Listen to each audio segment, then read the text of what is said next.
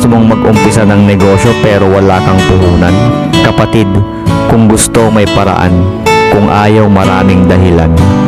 Bibigyan kita ng example, huwag naman sana mangyari ito. Pero kung may sakit ang pamilya mo, tumawag ang ospital, kailangan maoperahan at kailangan ng 1 million. Or else, mamamatay ang mahal mo sa buhay.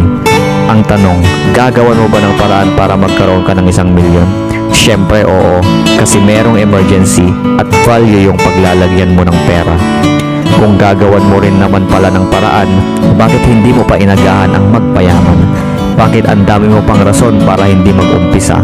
Bakit hihintayin mo pa na magkaproblema ng malala at maghirap kayo bago ka kumilos kung kaya mo naman gawan ng paraan ng mas maaga para hindi na kayo maghirap sana ngayon? Ang problema kasi, akala mo scam lahat ng oportunidad.